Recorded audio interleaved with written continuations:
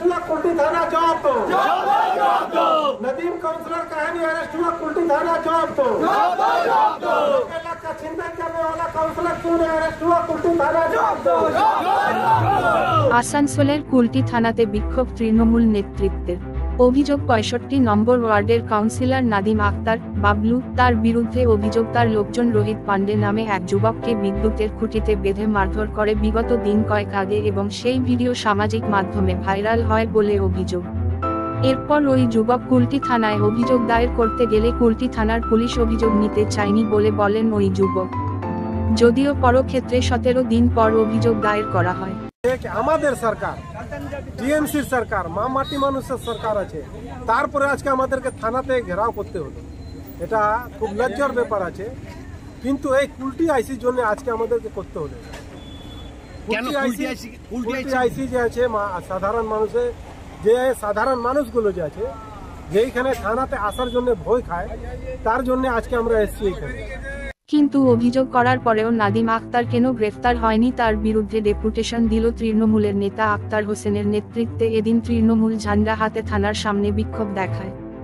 আক্তার হোসেন বলেন অভিযোগ নাদিম আক্তার বাবলু কুলটি থানার পুলিশ নাদিম আক্তার নাম পরিবর্তন করে বাবলু কুরেশি করেছে, অভিযোগপত্রে বাদ করে দিয়েছে নাম পুলিশের ভূমিকা নিয়ে প্রশ্ন তোলেন তৃণমূল নেতা আক্তার হোসেন। সাথে তিনি এও বলেন নাদিম আক্তার বাবলু তিনি কোনো দল নেই নির্দল। অপরদিকে বিষয়টি নিয়ে কুলটি ব্লক যুব তৃণমূল কংগ্রেস সভাপতি বিমান দত্ত বলেন কি জন্য করেছে এটা বলতে পারছি না, দলের কোনো অনুমতি নেই, বিষয়টি শুনলাম ব্লক সভাপতিকে জানাবো। তবে যার বিরুদ্ধে অভিযোগ তিনি তৃণমূল কংগ্রেসের কাউন্সিলর। পশ্চিম বর্ধমান থেকে কাজল মিত্রের রিপোর্ট। हुआ था आपका साथ? नदीम अख्तर बबलू जो काउंसलर है 65 नंबर वार्ड का, मेरा घर पास से 5 लड़का भेज के उठा के ले गया हमको जबरदस्ती और ले जाकर वहाँ पर ही बहन के लोग मारा। काहे मारा आपको, किस लिए मारा? इस मतलब का बोला कि नेता को गाली दिया है, हम गाली किसी को नहीं दिए रहे, जबरदस्ती लोग बहन के मारा 5 जन। और उसके बाद ये लोग मारने के बाद बोला ये हम जान मार के फेंक देते अगर ऑफिसर नहीं आता था।